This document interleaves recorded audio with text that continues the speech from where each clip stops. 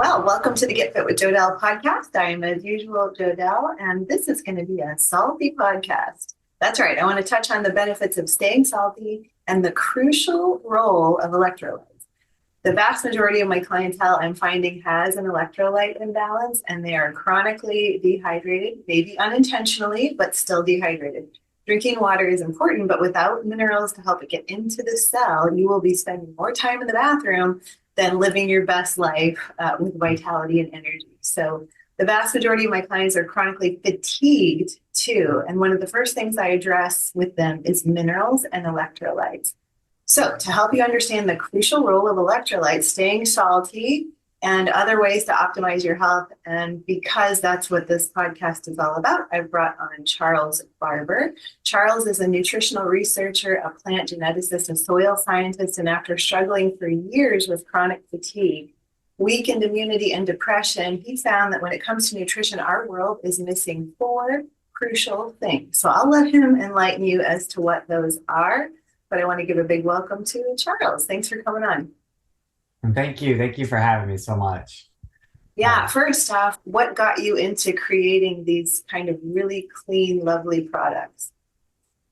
So I was raised pretty much on my grandpa's farm. And I this has got to be like the reason why. Because a lot of times I get this question and I'm always like, why did I get into this? But I know what growing up as a child, going out to the ranch and seeing what he was doing with sustainable agriculture, eating out of my grandma's garden. When I left to go to college and I started doing all the shortcut eating that we do in college, the pizza and the beer, I immediately noticed, I was like, oh, wow, like something is drastically changing in my life.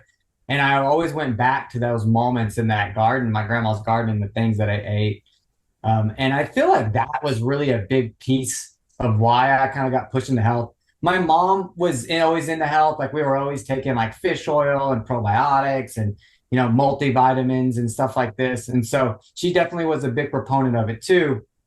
But it really was like just being out in nature, I think, that really pushed me more because my mom was real big on supplements and I really wasn't. Like when my journey kind of first started, I was more into like food. Like I really got into veggies. And I remember I saw some Dr. Gerson talking about something and raw food came up. And like you got people like David Wolf that were big on raw food and stuff. And I had this kind of like moment, this epiphany, like we're living beings. And then I was looking at like the food I was eating, like taking a kind of like an audit of what I'd been eating. And it was like all this ultra processed dead food, right?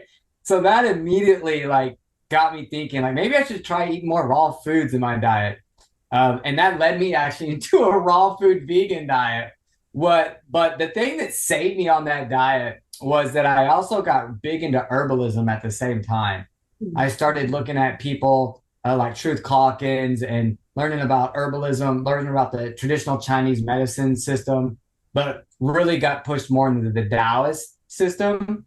That was more of the herbal system that I really kind of just like was drawn to.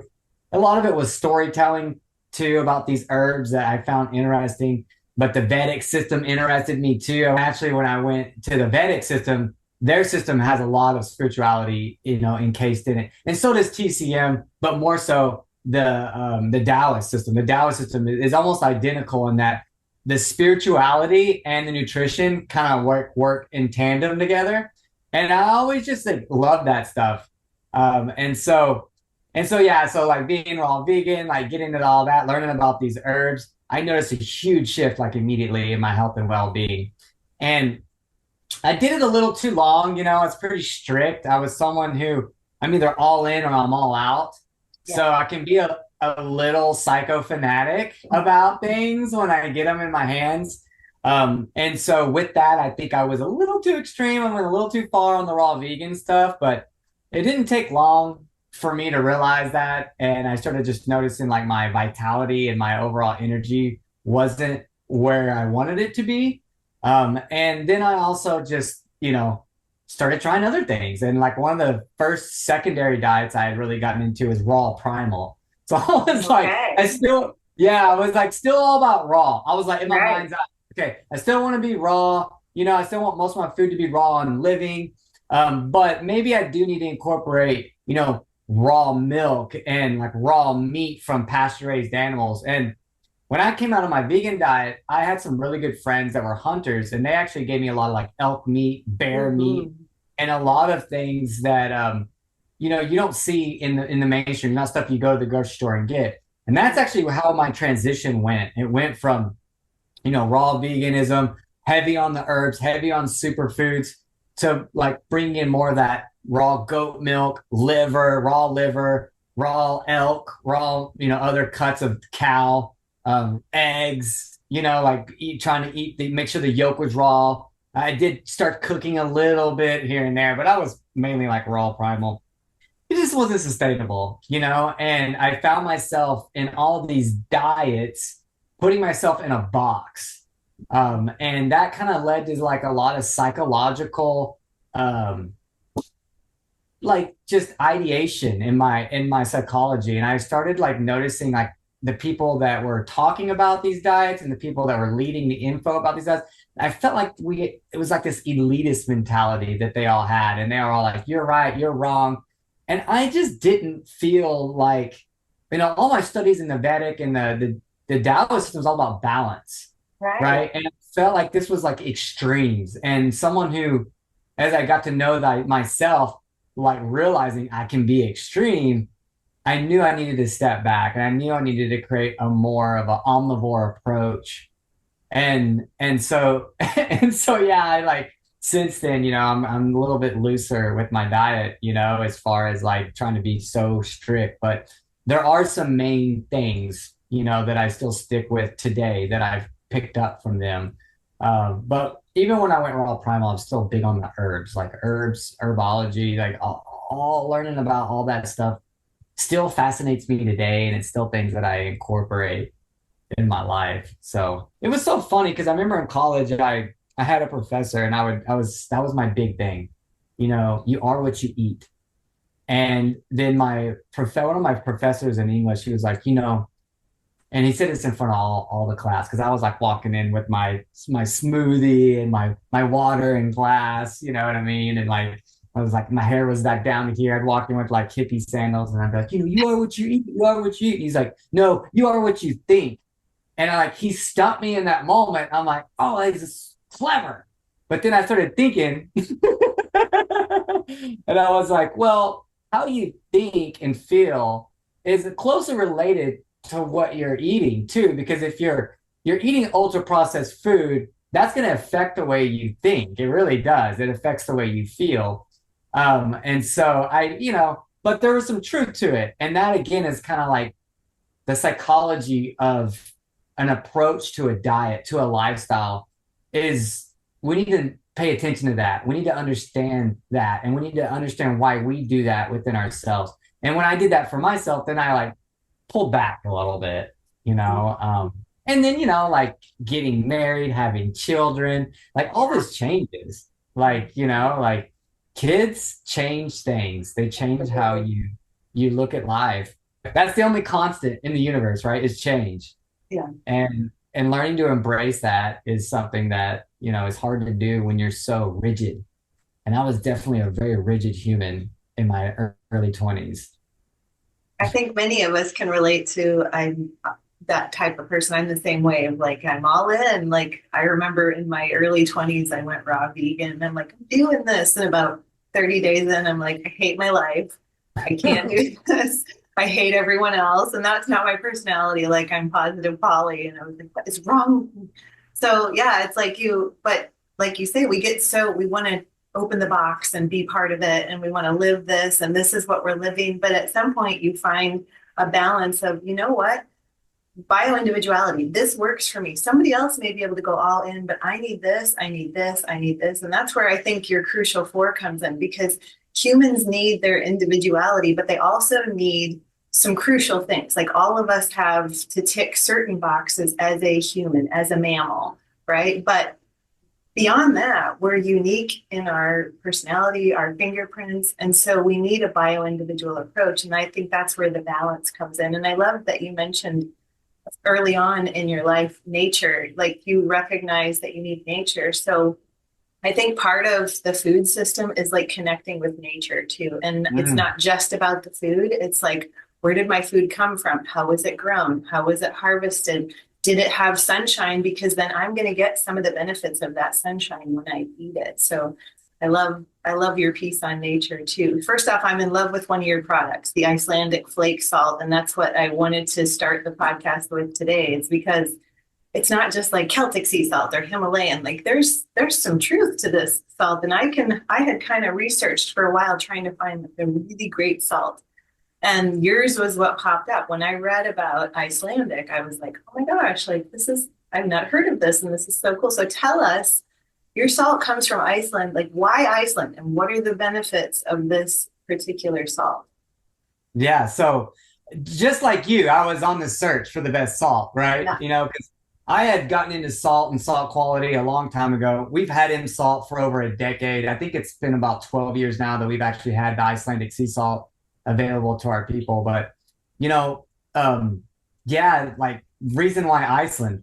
Well, every salt that I was getting in and testing, I just noticed, some commonalities, lots of heavy metals, and like where the geolocation of where things are is super important. That's one thing as like a soil scientist and a nutritional researcher that when I always study herbs, I basically applied that same knowledge that I was taught by my teachers onto salt. And so where things are located is super important. The genetics of things was super important. Now, salt obviously doesn't have a genetic makeup, but a lot of the herb species do. So when I saw this Icelandic sea salt, when it popped into my world, I was like, wow, this is an ocean that is pure and pristine. Like it's like the last one left, right? Right. And when I started like the conversations with our partners now about, what they're doing and how they actually make the salt, because our Icelandic sea salt, M salt is made completely different than any other salt in the world. And I can go into that. But as I started to learn about that process and then learning about how they use geothermal energy and how we're able to like basically create a zero carbon footprint with the production of that salt, I was like, this is crazy awesome, right? So I brought it in, I tested it, and then sure enough, it blew away Celtic. It's got way more magnesium than Celtic. It's 1.79% magnesium by dry weight matter, which is insane, which is the most magnesium of any salt in the world. I see another company out there trying to claim that their salt's high magnesium, but it's actually not that high of magnesium. And they're just using like trickery marketing and whatnot. But we actually have the analysis to show how much magnesium's inside of it. And that right there blew me away. And the same with the potassium. The potassium was through the roof. And so I was comparing it. We always initially compared it to Celtic because I always thought Celtic was the best, and that was just from my research, it was pretty close up there. It was like a top 5 salt, hands down. But the Icelandic was higher in magnesium, is higher, in potassium. And the thing that's interesting about, all of that is that like when we think about salt as a whole, like our the number 3 needed element from the body is sodium, Right. and we can go deeper into that because I do definitely want to talk about those main elements that our body needs. But the quality is super important, and not just the quality, but like the impurities of it. I mean, I guess all that's entailed, right? When we say quality, sometimes I have to be real specific, or people kind of miss what I'm trying to say. But the Icelandic was the best. What can I say? Like the heavy metals were the lowest, the nutrient density was the highest. And going into like how it's processed, this is real interesting because most salt in the world comes up in what's known as salt pans. And this is done near a coastline. There's also inland salts that get mined, like Himalayan salt, like Redmond's. That's an inland mined salt. That's done a little bit differently. But most sea salt, is harvested on these salt pans. And there's no salt pans in Iceland. So the way that it's done is we actually bring in that pure ocean water and we use micron filtration filters to filter out any contaminants, particulates, microplastics. Yeah. So a lot of people get confused when I say it's microplastic free because they're like, well, where's your test? I'm like, well, what we're doing is we're actually filtering that seawater before it even goes into our facility. And we're able to use a 0.03 micron filtration system to do that. And there's a bunch of filters in front of that, but it goes down to 0.03 microns. So we're able to capture all those contaminants, bring that seawater in, And then we have actually created our own salt pans in this facility. And we use the geothermal energy of Iceland to evaporate that water. And that's how we're actually able to produce the Icelandic sea salt. Wow. And what's so unique about it is almost all salt is gray or pink when you pull it out of these salt pans. Like our in minerals, it has more of a kind of a pink kind of hue to it, but it's mainly white. But most salt is actually really pink or really gray. And the reason why is because, there's either clay inside of it. The pink stuff is because of an algae that grows in a lot of these salt pans. This is part of why flamingos are pink. They live a lot in these salt pans. They eat this algae. But the Icelandic sea salt, since we're able to, grab this seawater that's way up north, that's so pure, it actually comes out like crystal white, clear. And so this normally is achieved by bleaching. So most refined salt that we know of, and most table salt that we know of, even if it's refined sea salt, because most refined salt, it comes from the sea at some point. So that's another like marketing misnomer there, misnomer, however you want to say that. It's bleached to make it white. And so we've always associated salt with that white color, but a lot of us didn't realize that it was actually being bleached in order to get that white.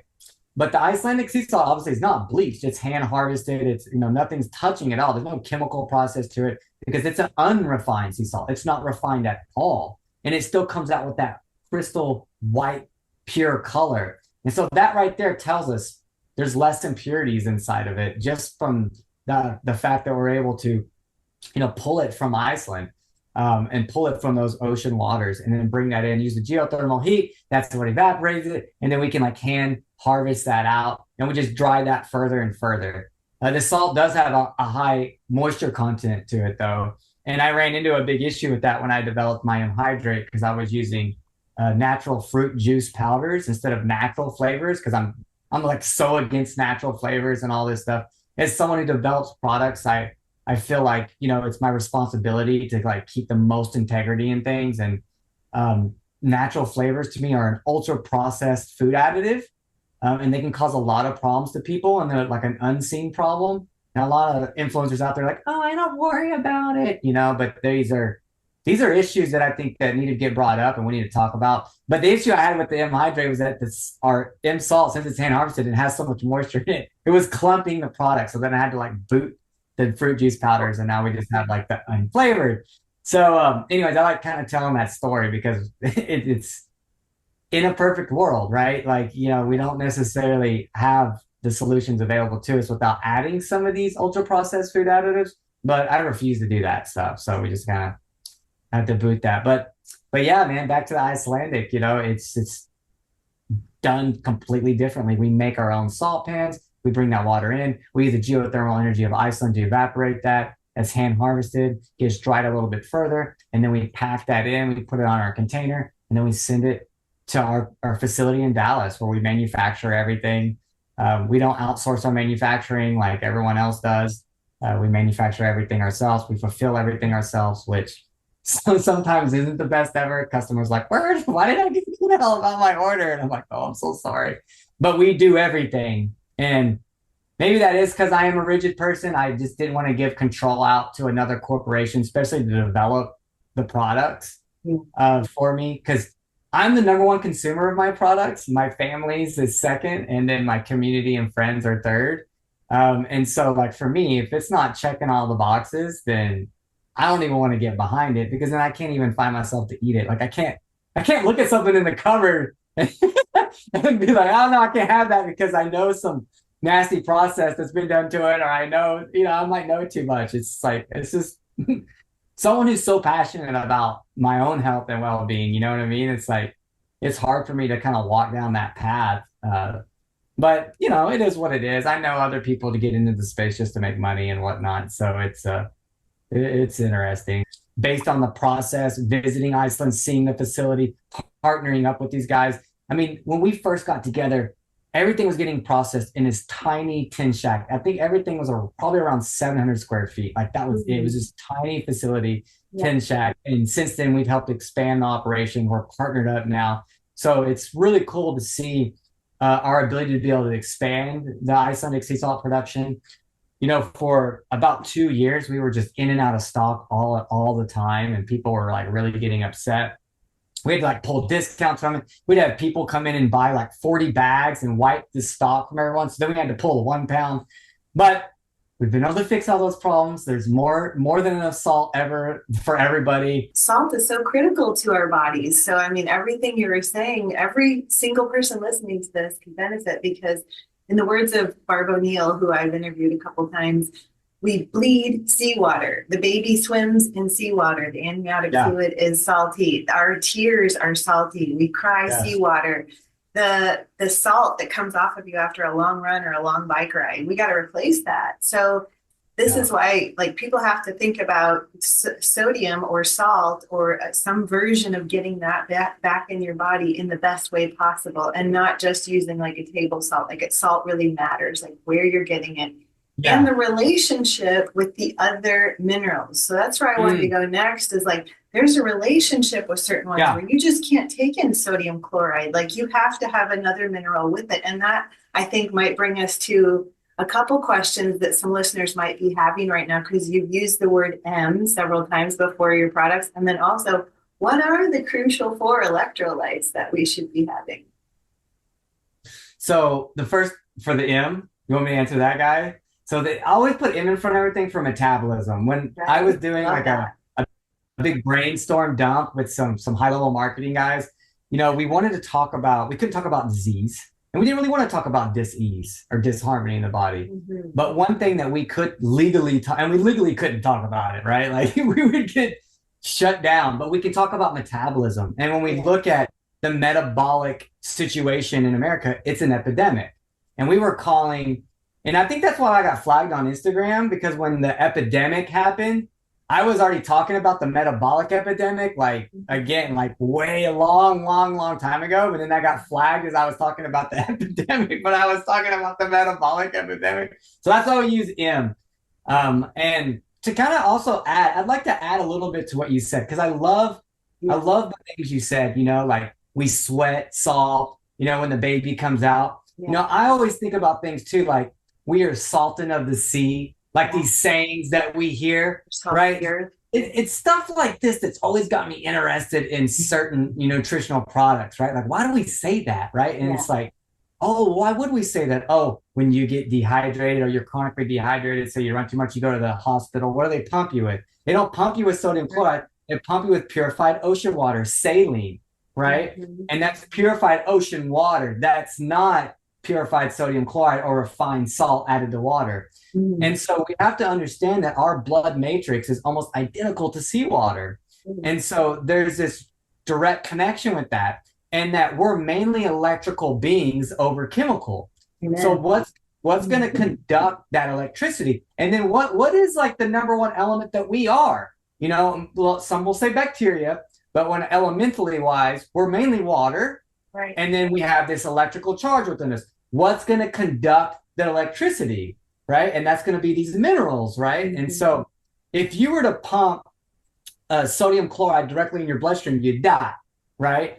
We need these other forms of minerals and to help soften and actually help to get the salt or the water, the hydrated water into the cells. And this kind of like brings us down to like thinking about like, what is the number one thing we need in life? Number one, you know what it is? Love. Yeah, we definitely need love. Yeah. So from a mental standpoint, we need oxygen. Right. Is number one, right? And oxygen, we could go into a whole conversation about that and ozone and all that good stuff, because this is the number one needed element. And if we can fix how our body utilizes oxygen, we can literally find it's the root to all issues that we have. Is our inability to use oxygen. And that's the number one element needed. And that's why it's so important to pay attention to. Number 2 is water. But number 3 is sodium. Okay. And then what's number 4? Number 4 is potassium. So we all learned in like middle school, right? Or high school about the sodium potassium pump in the body, right? And it turns out that sodium and potassium is number 3 and number 4 most needed element in the human physical. Like, that's amazing. But the caveat here is that, wait, I've been told that table salt is bad for me, and table salt is sodium chloride. So where's the disconnect, right? And so we're finding out that, yeah, we need all those other elements, mainly, potassium is one. Now we should be getting most of our potassium from food. We can't really rely on salt to hit those measures. Now, an electrolyte product can definitely help support more potassium than just normal salt. Now, the Icelandic is highest in potassium than any salt that I found, not just magnesium, but also potassium as well. But we need these elements in order to create homeostasis within our cells. And if we're not creating homeostasis within our cells, then we're off balance, right? And this is where a lot of the research that says if you take too much salt, you'll create blood pressure, you'll create kidneys issues. And a lot of people jump up, that's BS, da, da, da, da. No, it's actually true. It's true because most people consume refined sea salt, Correct. aka table salt. And it's that refining process that is the booger bear, right? That's the guy that's screwing us all up, right? Because it's depending on, the factory, everyone does it a little differently, but it is definitely getting bleached. Some add aluminum, some don't. There's a lot of anti-caking agents added. But the main thing that's happening again is we're stripping it. We're stripping it of all those trace minerals. And we know that we need those trace minerals in order to create a balanced, balanced state of mind, balanced state of well-being, but mainly just a balanced state of hydration. So if we don't have the right amount of sodium, or we have too much sodium, not enough potassium, this will throw off that inability for the cells to be able to communicate and hydrate ourselves, right? So we definitely want to understand that, and we need to understand that, refined salt will actually create too much sodium in the blood, not enough potassium, and then we have the osmotic pressure that happens. So it's like an area of higher concentration, lower concentration, and since there's pumps that are right there in those membranes, if that sodium it's too high inside the cell, then what happens? It swells up, and then you get high blood pressure, and that can be a high blood pressure, right? So there is truth to a lot of these things we hear, but we have to understand the context because not all salt is created equal. And I've even seen some bloggers out there that test sea salt, and they go out and they're like, I've even seen people talking crap about Celtic salt and Redmond salt. It's a high in heavy metals, but then you go to these blogs and these people are rating their best salt as refined salts because they don't have as much lead or cadmium and arsenic in it. And I get it that those refined salts don't have as much lead inside of them, cadmium, arsenic inside of them, because they've refined it. They've stripped everything out of it. But that doesn't mean that we should be consuming that as our primary source of salt because of the misnomer that I just mentioned, right? If we're pumping too much sodium chloride and say we're eating processed foods or ultra processed foods, which is loaded with tons of sodium on top of that, now we've created a recipe for disaster. So I see a lot of this out there in the influencer world, and I got hit with it. People were DMing us like, "Oh, this lady's saying that refined salt's the best," and da da da da. And I'm like, "Oh my gosh!" Like this lady, like, what is she doing to people? She's creating confusion. It's almost like a demonic thing, almost. There's no context to it. So I do want to kind of talk about that. I want to address that because this gets brought up to me from my staff when our meetings, like when multiple people are seeing what these influencers are putting out there and claiming what salts are the best and what salts aren't the best.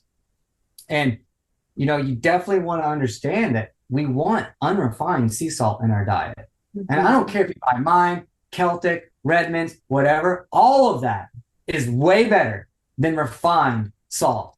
Okay. And that's like the number one thing we have to understand. So anyways, going into the 4 essential electrolytes, just kind of segue into that. We've got sodium, we've got potassium, we've got phosphorus, we've got calcium. We could call these the 4 main ones, if you will. I know chloride is a big part of it too. Chloride, I don't know, is looked at so much as an electrolyte. I think it's some people lump it in, some people don't. But chlorides have their own benefits for the human body. And just so we're on that train of chloride, and then we can go into the other 4 electrolytes. without chlorides, we can't produce hydrochloric acid, stomach acid. Exactly. Right? And without chlorides, we can't produce hypochlorites, which is the body's bleach, right? That's what the immune system uses to fight off foreign invaders. Mm-hmm. So understanding that we need sodium chloride, when you start learning about it, you would automatically think you could just get, refined sea salt. But the caveat is none of that stuff works without those trace minerals. So it's a trip. And I don't fully think we understand why yet. I really don't. I mean, we know the connection with trace minerals. We know the importance of trace minerals. But when you look at it for face value, especially from the left brain, from like a data standpoint, it doesn't make sense. Like it's almost like we need more of an explanation as a collective to understand why an unrefined salt is so much better for us. I mean, we know it's better for us. We've got the analytics, we've got the data. People try it, they feel better, their energy increases, their blood pressure drops. The adrenal get fed what they need. People are able to sustain longer. So we have this kind of like, this one-on-one data or these testimonials that are, kind of build up as data. But the science hasn't really broken down the importance of it. But from, a Taoist standpoint, like learning Taoism, it's always like mimicking nature and observing nature. And there's never like this notion to go in and like destroy nature or refine nature. It's always an understanding of like, no, I want to mimic what I see. Right. And it always brings me to this Voltaire quote: nature left alone is in perfect balance. Right? That's a Voltaire quote. And that's something that's on the manufacturing wall in our facility that I put up.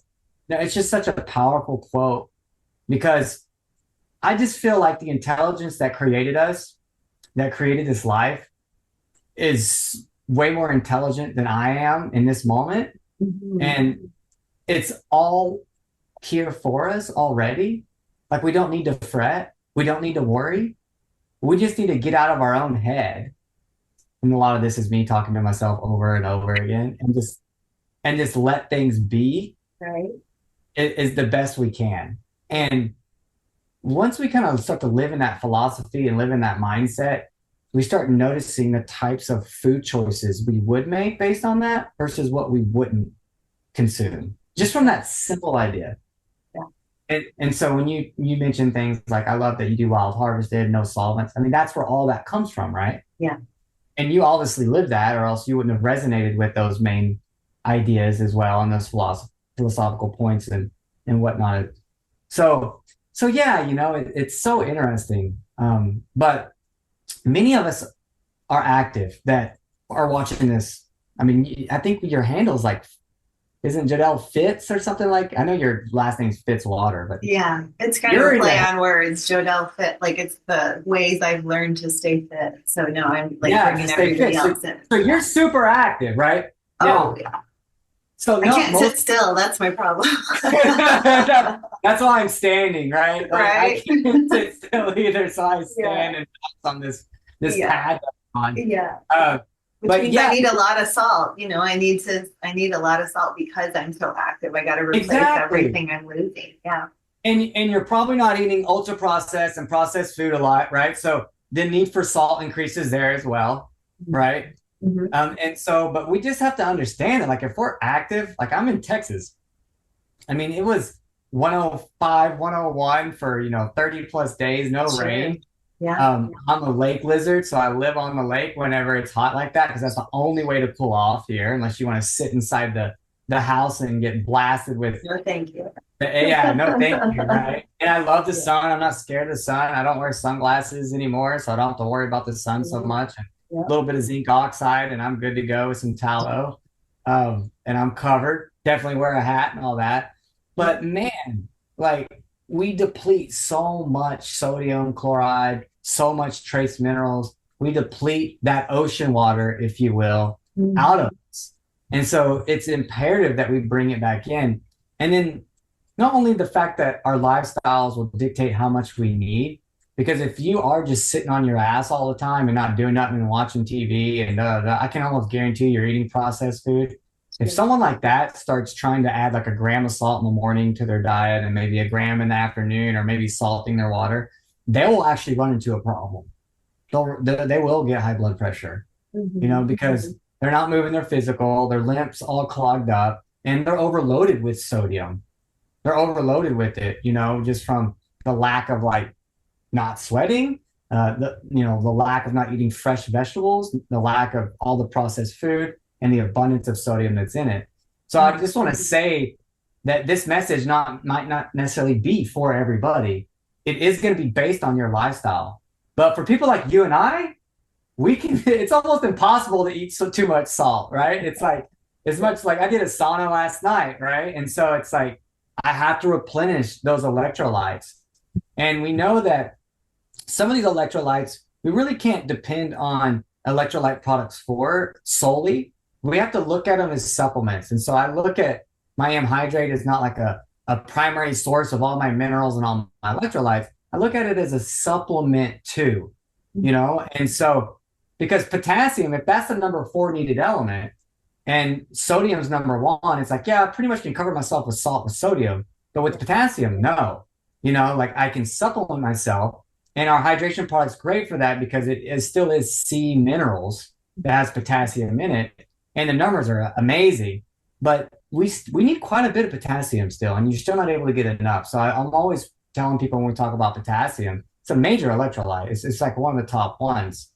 But we all know the number 1 foods in potassium. I mean, let's go coconut water. Let's go banana. Let's go let's eat some real food here now. But I want people to know that too, though. It's like a lot of these products and stuff that we have, they're to supplement our lives. But when people start being like, oh, this is the only form I eat, and they start cutting out other things and expect that to be the perfect fix, like you can tell I'm on the customer service side still, right? Like I still do. No, that's great. So like what you were saying was so spot on with like the logic has left many people for whatever reason, because it's like we believe in skim milk, but in nature the fat is with the milk, and the same with these minerals that are supposed to be intact with the sodium. So it's like logic reason says maybe I should eat the whole, salt from the sea versus trying to extract just one mineral. And so, but that's just something people need to remember, because I have a lot of clients that are like, well, my doctor put me on a low sodium diet. Okay, that's fine. Let's reduce the sodium chloride in processed foods, but continue using a good quality sea salt, because you need those minerals, or at least talk to your doctor about that. Say, I'm going to reduce the sodium that's in Doritos, but I'm going to take in a good, Icelandic sea salt to replenish all of my minerals, because potassium actually helps lower blood pressure. So, I mean, you're doing it twofold. And when it comes to the stressors that we're under, yeah, you and I are going out and we're being active, and I paddleboard as much as I can get on the water.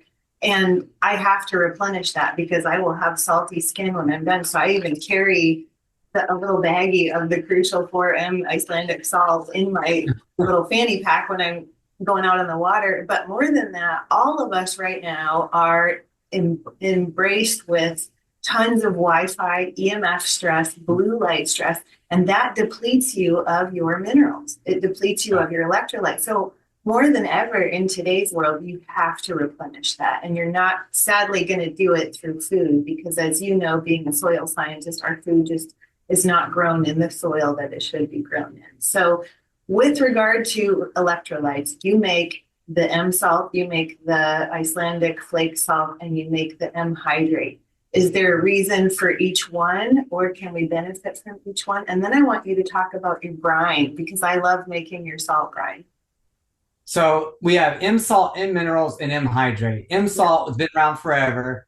But when it picked up like 2 or 3 years ago, we couldn't keep up. And so I was like, I already knew about M minerals. It comes from South Africa. There's a vein that runs from Antarctica that salt pan connects to. The area that we're able to get that salt from, there's no tourism. There's no one lives there. We can only harvest it about 4 or 5 months out of the year. It's a super short window.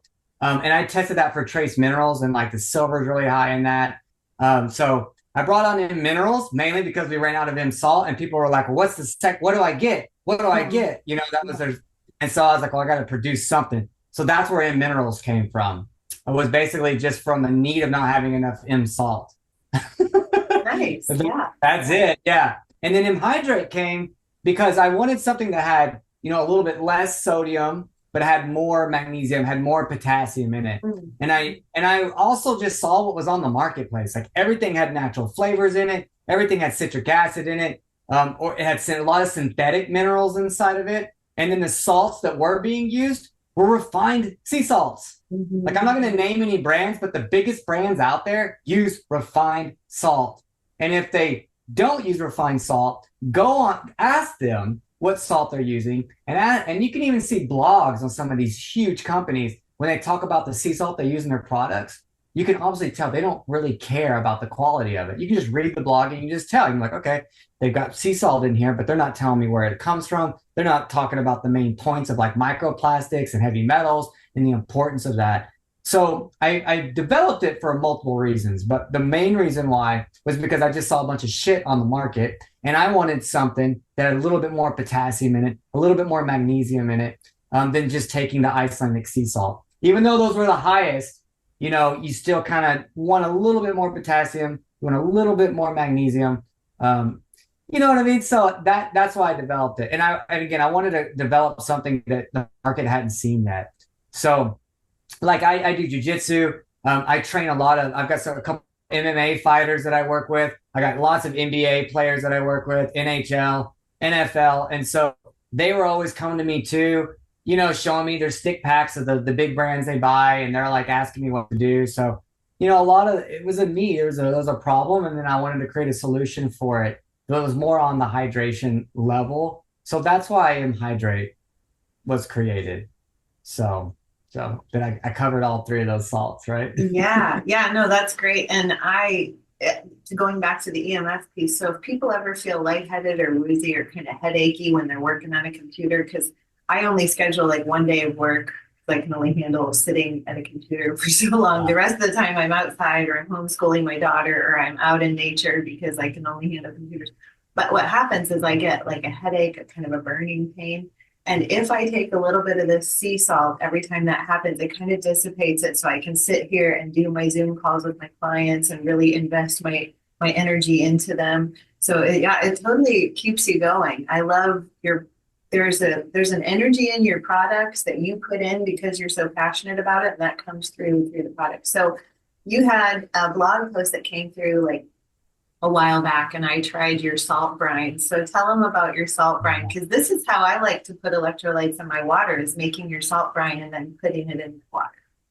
Yeah, so we've all heard about soul salt, right? Like the Himalayan salt. So it's basically that same premise of like taking a colloidal form of minerals, which is like the raw material of the sea salt. And then when you put it in water and you do like a 4-to-1 ratio, you start to basically break down those molecules into something that's way easier for the body to digest and absorb, like bam, instantly, right? And so you're able to take a colloid and turn it into an ionic solution by making your own brine. And then if you want to be super hippy dippy about it, you leave that out in the sun. And then you get the sun energy as well, right? And so when I first developed the Icelandic sea salt, whenever I was like adding it to my water, and I can go into like the whole water game and why I would add water to it and why I add minerals to water and all that stuff. But I wanted something that I could add to like a gallon jug that, if I added the raw colloid form, the raw sea salt to it, it'd drop to the bottom and then, you kind of swirl it around, and it's like some of it dissolves, some of it doesn't. But I love the salt brine idea, right? Because again, you're breaking those molecules down a little bit finer. You've got a concentrated solution there. You can take a dropper of that. You can drop that into anything and you can see it. You can see it when you drop those minerals in your water. It's like a thickness to it. It's almost like it's cloaked, like a cloaking looking thing. Like it's a weird kind of like visual appearance to see it. But it's instantly getting thrown into the matrix of the water. And then if you want to take it even further, you can spin it and do all types of cool stuff with magnets and all types of Zarny stuff that I like to do. But yeah, so that was kind of like the whole story behind the salt brine. It's like I initially had always loved the Himalayan soul salt idea the history on it, like the sun, the research on it. That was so cool. But I just didn't want to use Himalayan pink, mined rock salt. I wanted to use like the purest salt in the world. Mhm. So then I made a video of like, hey, it's an innovation, right? Not an invention, just an innovation of what we had seen that the Vedic system had done with the soul brine solution. But it's like instead of using, a low grade rock salt, let's use the highest grade salt in the world and let's make this and see what happens. And it just makes it convenient, to add it to your water. I mean, that's the main thing. You're not going to add that to your food per se. I mean, you could add it to soups and do that, but I'd just throw salt in my soups. The heat's gonna dissolve everything, right? Yeah. And break it down because you're gonna be stirring it.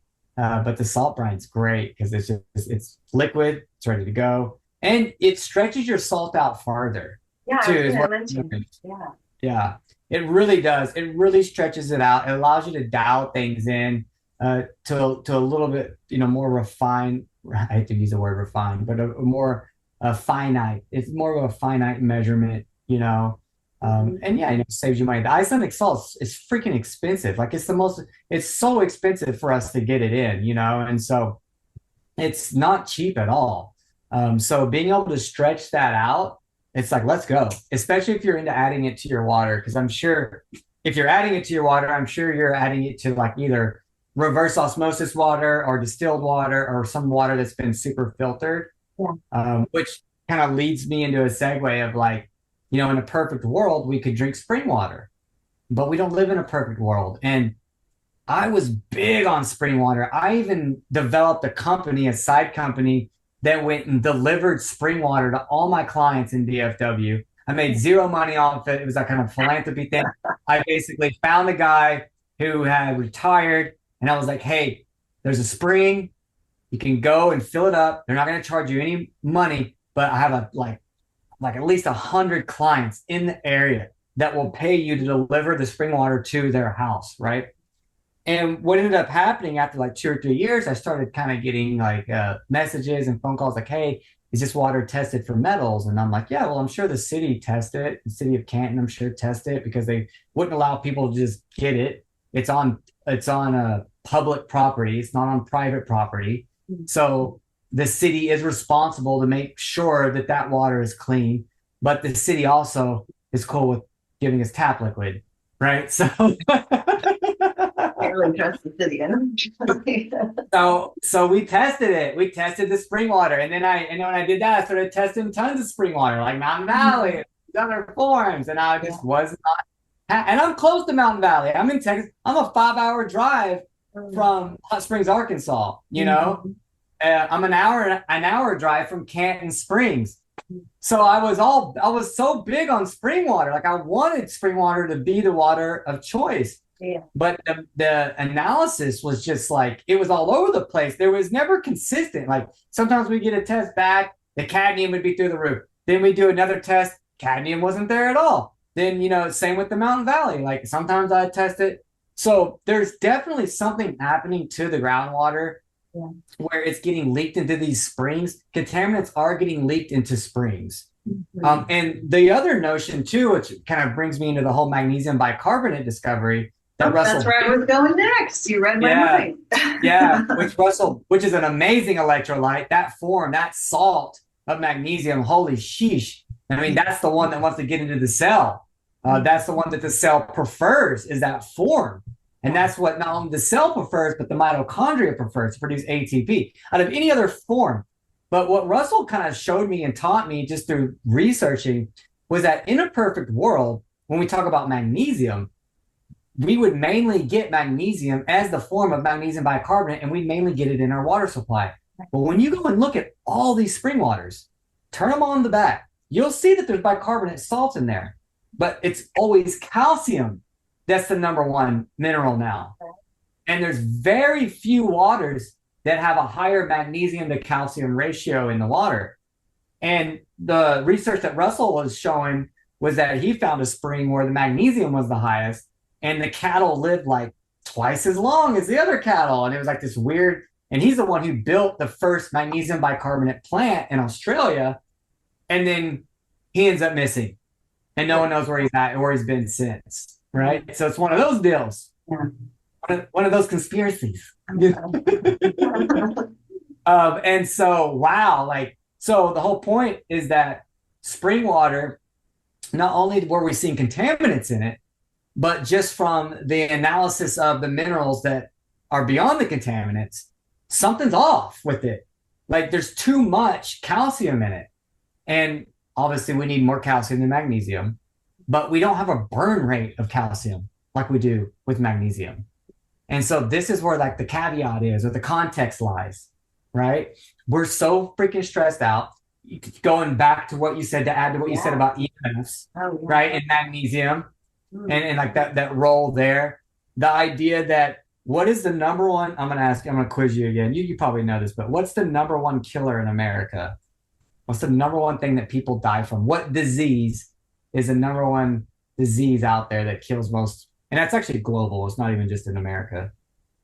It'd be pretty broad and say metabolic disease because it like encompasses everything.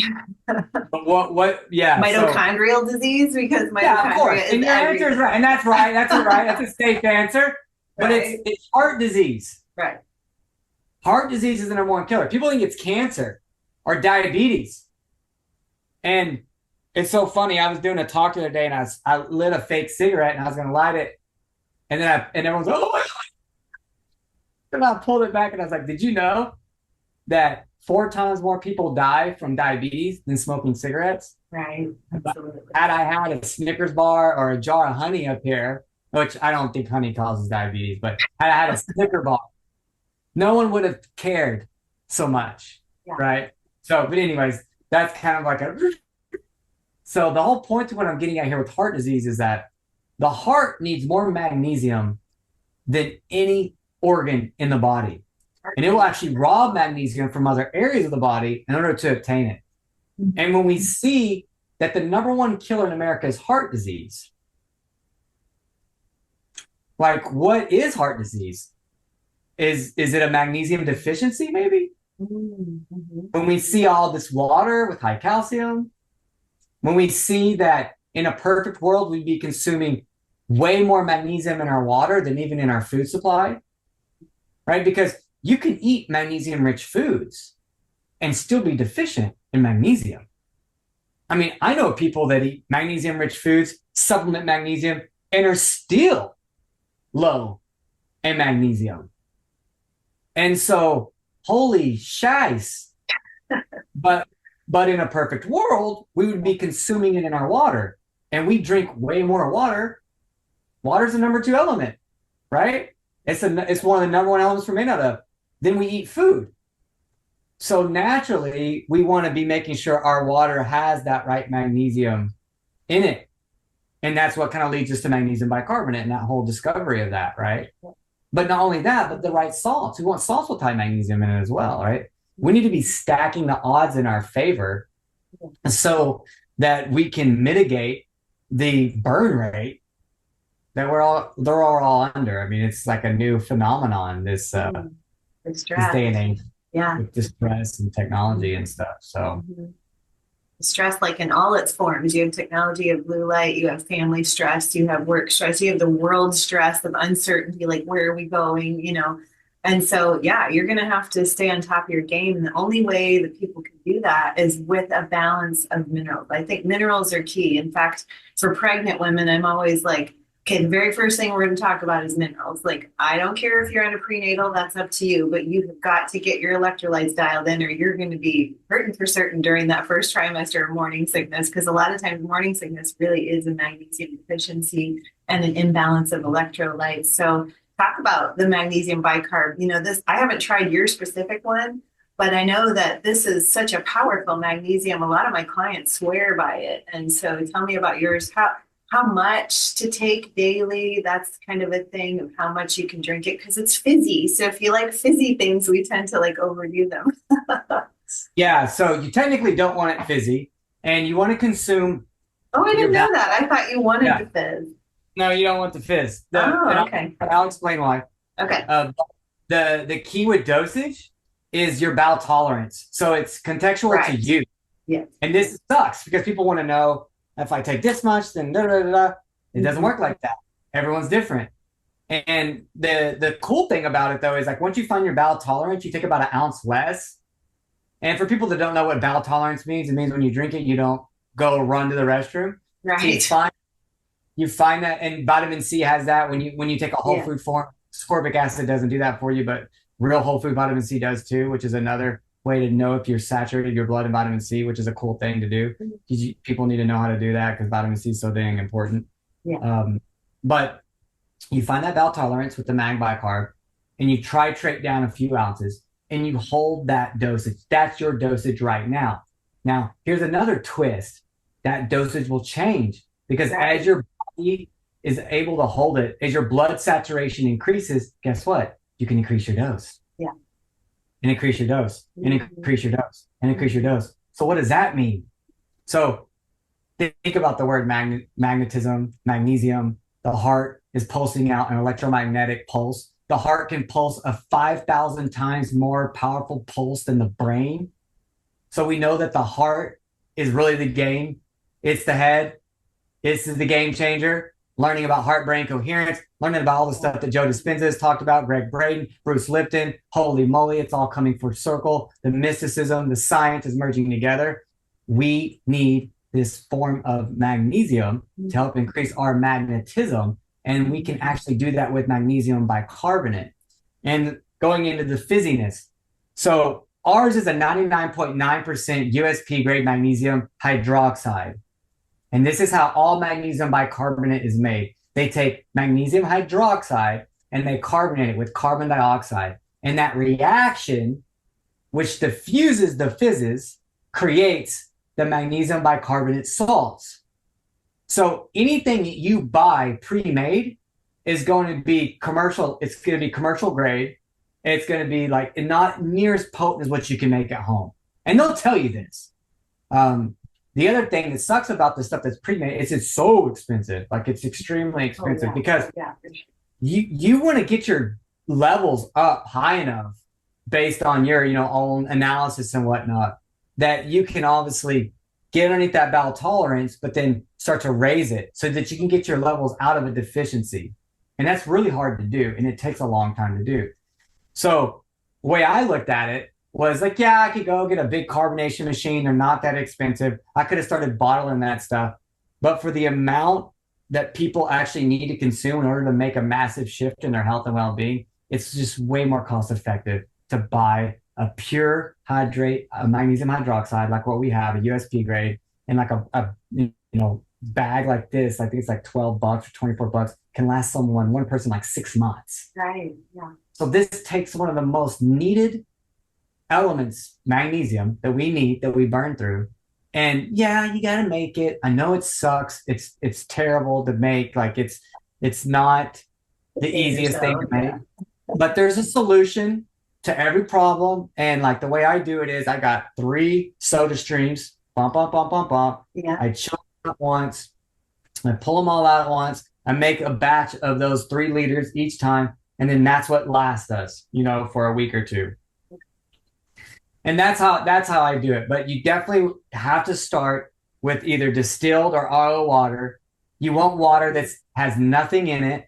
You want dead water because you're about to liven it up. Right. And you want a super concentrated magnesium bicarbonate, which is the only way that you can make it super strong is to make it at home. It's the only way.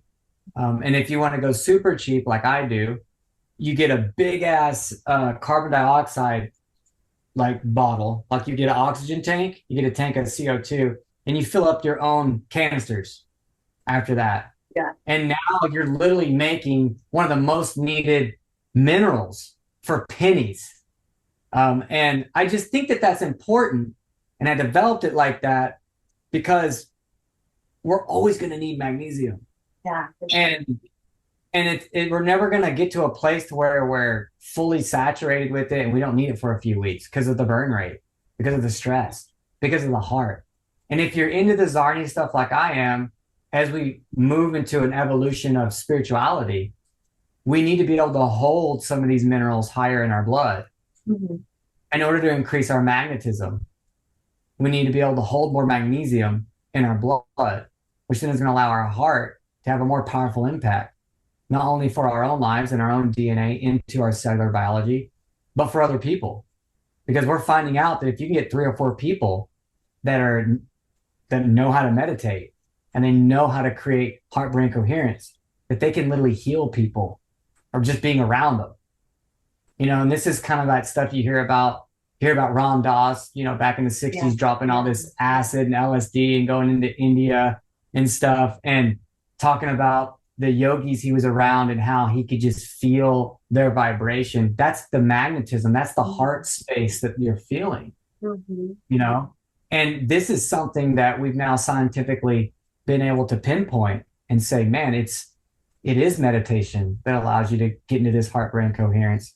And it does raise your magnetism, and that in itself affects people around you. It's like that whole tuning fork thing, right? Mhm. Where you've got a guitar string over here, and you strum it and it vibrates the string over here, but it wasn't plucked.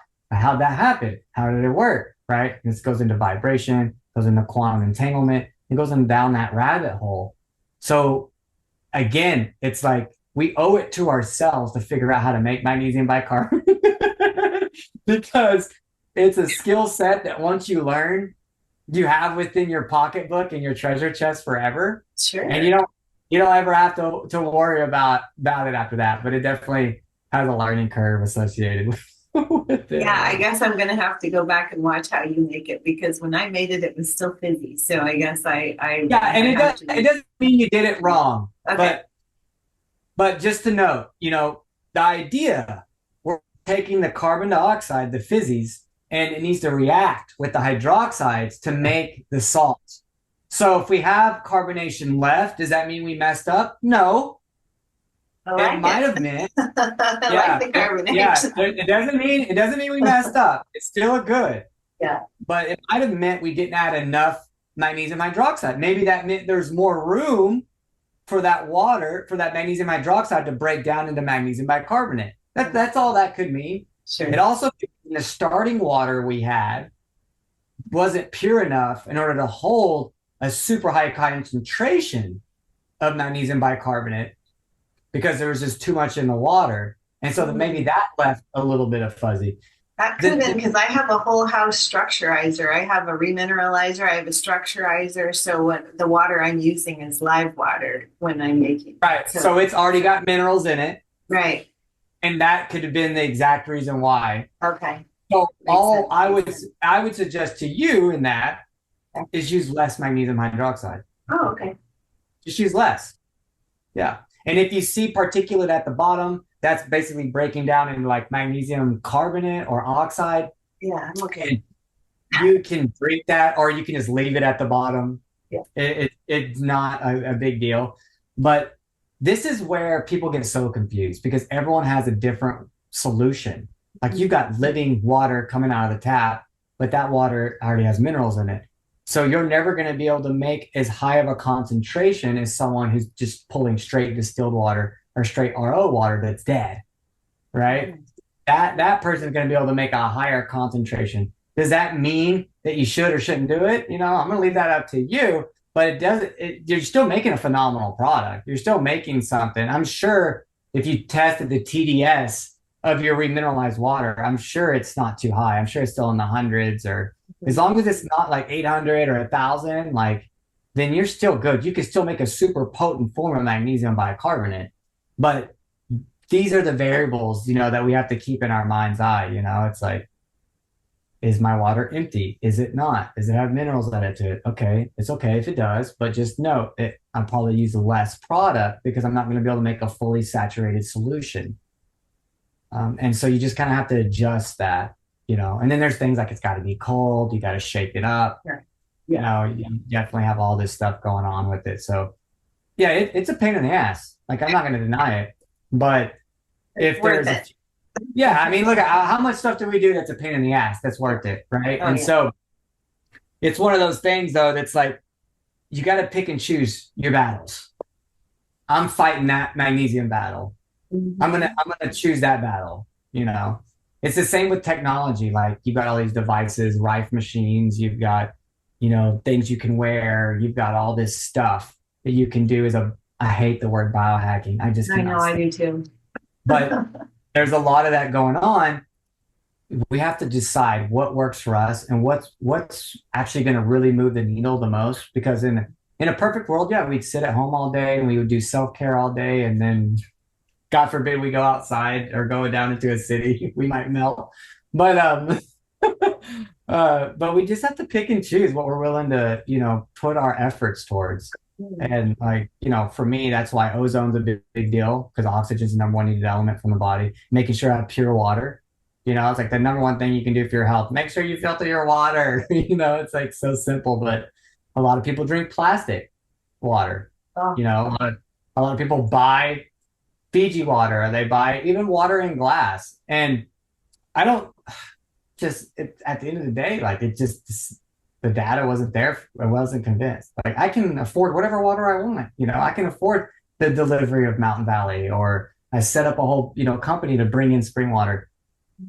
I feel so much better off RO or distilled water and adding minerals to it, spinning it, charging it back up, getting it living, adding magnesium bicarbonate in the morning to that, to my threshold dose, and having that first thing in the morning with a little bit of salt.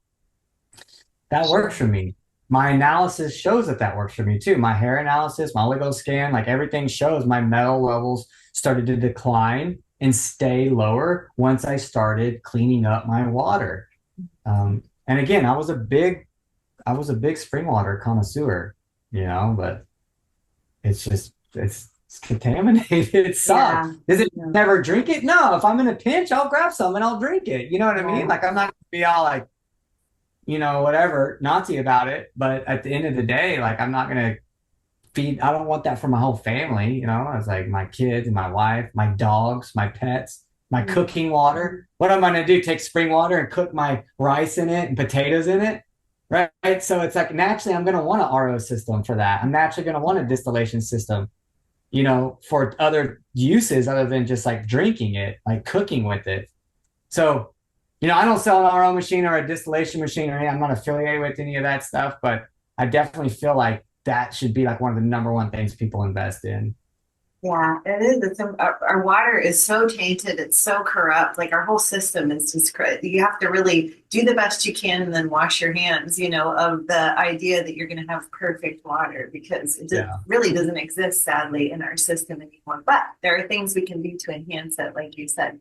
So I wanted to, as we wrap up here, because we've been going a long time and I know we both have other things to do, I wanted to just see if we could rapid fire some of your other products that intrigue me that I haven't tried yet. Like maybe just give a brief synopsis of like what it would be good for. And then maybe even like, for instance, the sulfur crystals, how does somebody utilize that and what are they utilizing it for? So sulfur is another deficient mineral. It's not in our soil anymore.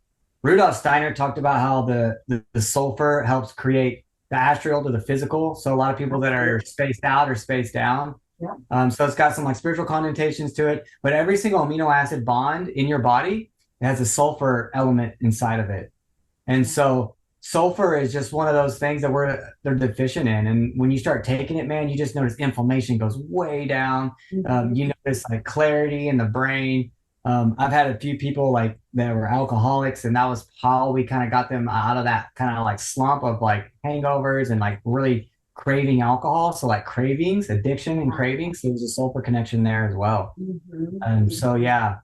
So sulfur it's super powerful, and man, it tastes terrible. So we're capsulating. I know it does taste terrible.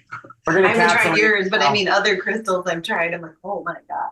Yeah, they're all bad. Most of them it's a coal tar derivative, but we get ours from pine trees. So nice. Okay. Ours is derived from nature. So you don't have to worry about that. And that's why it's a little bit pricier. It is living.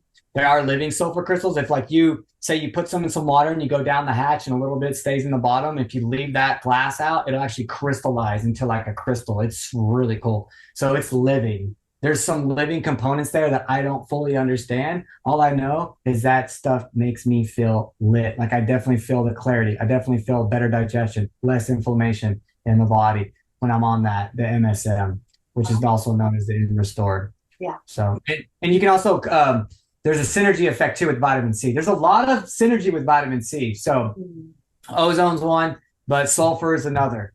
And so stacking those two together, you kind of get like a synergistic effect. You get a little bit more antioxidant effects from the vitamin C. You also get a little bit more effects from the sulfur as well. So those work in tandem together. So I was going to bring that up to people.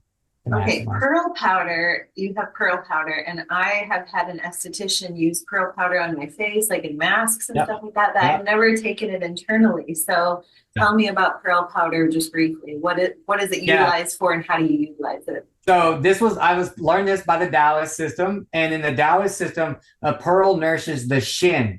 So you have three treasures: Jing, Qi, and Shin. Jing is like your life force. If we were to use an analogy of a candle, it's the thickness of the candle, the length of the candle. The Qi is the actual flame of the candle. How big the flame is determines of like, how much you're going to burn the candle down. So your Qi is almost like your metabolism. And then Shin is the light or the spirit. So central nervous system, right? So when we talk about pearl, we're talking about our nerves. And we're also talking about bone health, because there's signal proteins in there to help with calcium, but then also softening the soul and sleep. So it can help put you in a parasympathetic state. I like taking pearl in the morning, especially if I'm going to have like a matcha, or if I am going to have coffee or caffeine. I love taking it coupled with that, especially with some reishi mushroom. And it really helps kind of keep the caffeine from like getting, I'm naturally already like here, right? So it's not that I really need that stuff so much, but it really helps kind of soften the nervous system. What's getting hit more than anything from EMFs are nerves, right? So I have a theory that it's also helping in that regard too, because you don't feel that pressure as much. Your nervous system just feels nourished. It feels more balanced. And then to like add to what you said, Cleopatra was using it on her face. Like it's in all the geishas. That's what the main powder the geishas use.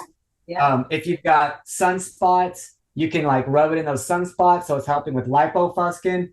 You can put it on your teeth too. It'll help rebuild the enamel on your teeth. Yeah. But it's got more than just calcium in it. It's got these signal proteins that allow calcium to get to where it's supposed to go.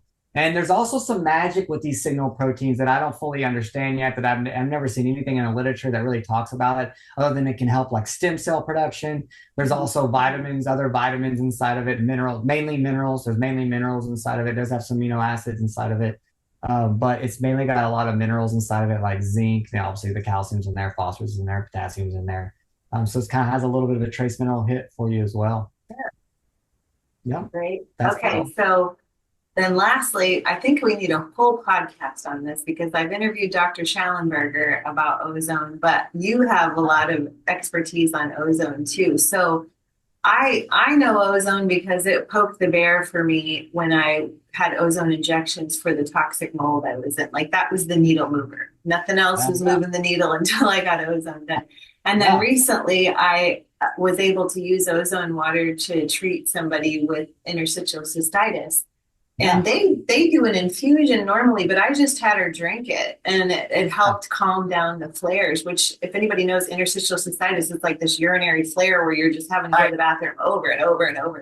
And ozone took that away from her. So that she didn't have that flare anymore. So just briefly, like, tell us the importance of utilizing ozone and how you go about it.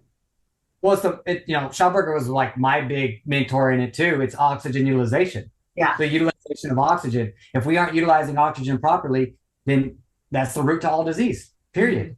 Mm-hmm. That's all we need to really say, and we can walk off. And then if you then rewind it and read it again. Everyone's trying to find the root cause. I love the functional medicine practitioners. Their whole deal is root cause, root cause. It's the inability to use oxygen. Every freaking disease, right? And what you found out, though, is that the issue the person had was in the kidneys. Well, you got to get ozone to the spot. Well, you can do that with ozone water. Guess where it goes? To the kidneys. And that's why you saw results, right?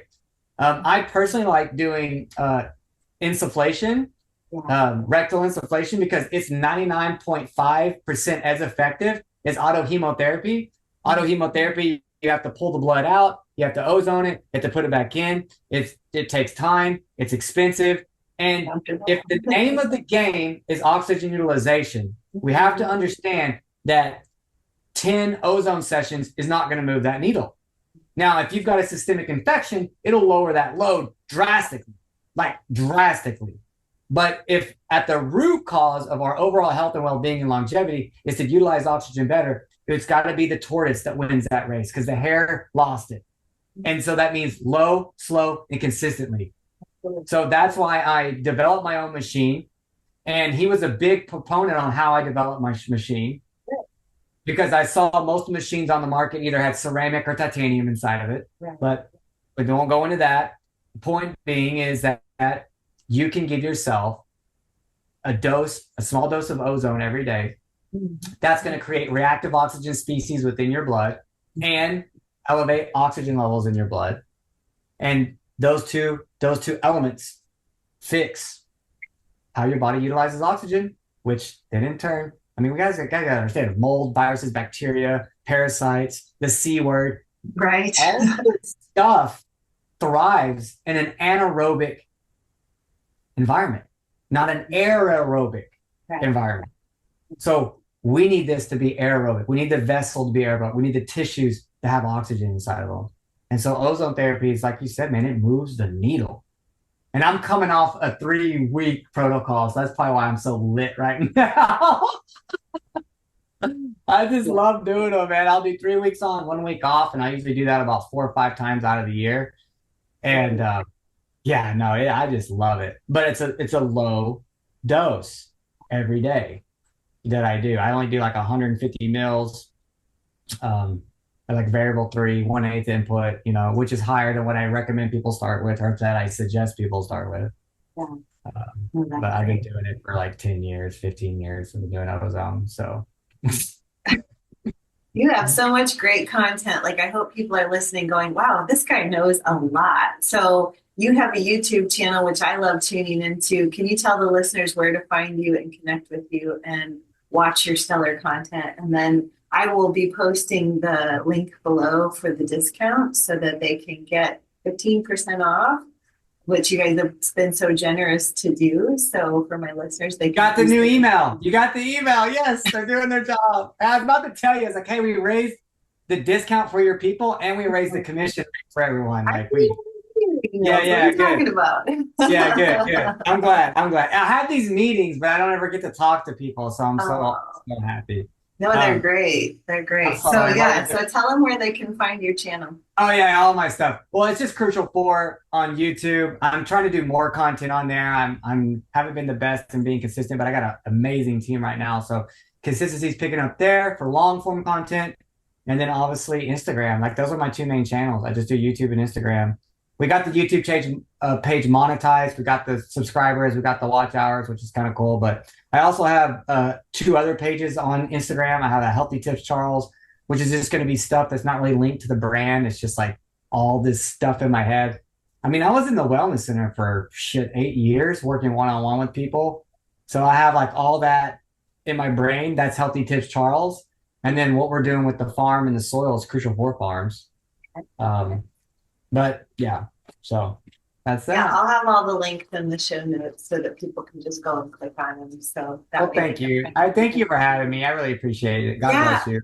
And I want to have you back on because I know there's more in that head of yours we can dissect. So yeah, my wife today, she's like, "You gave me to pick up the kids?" I was like, "Yeah, it might go long because like the last 3 podcasts I've done, they're like, let's keep going," and I'm like, so, but it's all good. Yeah, that's great. Well, I'll reach out and we'll do it again. Thank you so much. I appreciate it, Charles.